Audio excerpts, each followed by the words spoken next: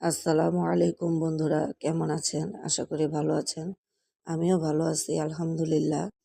তো এই তো সকালবেলা আমার ছেলে ফজরের নামাজ পড়ে কোরআন তেলাওয়াত করতেছে। তো ও মোবাইলের আলোটা দিয়ে কোরআন তেলাওয়াত করতেছে কেন? ও মনে করছে যে আম্মু নামাজ পড়ে শুয়ে ঘুমাবে, তো লাইটটা জ্বাললে আম্মুর ঘুমটা হবে না ভালোভাবে। তাই ও সোফাতে বসে মোবাইলের আলো দিয়ে কোরআন তেলাওয়াত করতেছে। তো আমার এই দৃশ্যটা দেখে খুবই ভালো লাগতেছিল। তো চিন্তা করলাম একটু ক্যামেরায় বন্দি করি।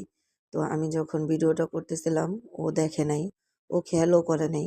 খুব মনোযোগ দিয়ে কোরআন তেলাওয়াত করতেছে। মাশাআল্লাহ! যাক আল্লাহ আমার সন্তানদের নেক হায়াত দিক, নেক পথে চলার তৌফিক দিক। তো এই তো ছেলের কথা বলতে দুপুরে রান্নায় চলে আসলাম। তো জিজ্ঞেস করছিলাম আরকি ছেলেদের যে, "কি খাবা?" তো ছেলে বলল, "আম্মু আজকে মুরগি রান্না করো।" তো মুরগি যেহেতু রান্না করব, আমার ছোট ছেলেটা আবার একটু খিচুড়ি খুব পছন্দ করে। বড় ছেলেও পছন্দ করে, ওদের খিচুড়িটা খুব পছন্দ। এটা ওরা শীত গরম কিছুই মানে না। যে খিচুড়ি খেতে ইচ্ছা করলো খাবো, এটাই।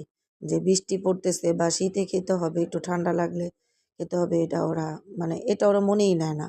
যে খাবারের জিনিস খাবো, যেটা পছন্দের জিনিস খাবো। এতে আবার শীত গরম কি? তো খিচুড়ি রান্না করব আর হলো আ ব্রয়লার মুরগি নিয়ে নিছি। মুরগি রান্না করব। তো মুরগিটা আমি দেখলেনই তো মসলা কষিয়ে নিলাম ভালোভাবে। তো মুরগিটা আমার হয়ে গেছে, আর একটু পর নামিয়ে ফেলবো। এখানে চাল ভাজতেছে আর এখানে কি আমি হলাম তরকারির সব মসলা-টসলা দিয়ে দেই। তো আমার আবার আপা আছে। আপাই রান্না-বাড়া করে, কিন্তু রান্নার মসলাগুলো সব আমি দিয়ে দিই। তো এখানে আপা চালটা ভাজতেছে। চাল ভাজা হলে ভালোভাবে ভেজে নিয়ে তারপরে পানি দিয়ে দিব। দিয়ে তারপরে খিচুড়িটা রান্না করে নিব। তো আমার ভিডিও যদি আপনাদের ভালো লাগে অবশ্যই লাইক, কমেন্ট, শেয়ার করে আমার পাশে থাকবেন। আর কেমন লাগলো অবশ্যই কমেন্টে জানাবেন। আর আমাদের মিনিকে দুধ খাইতে দিলাম। দেখেন মিনি দুধ খাচ্ছে। তো আজকের ভিডিওটা এই পর্যন্তই। আল্লাহ হাফেজ।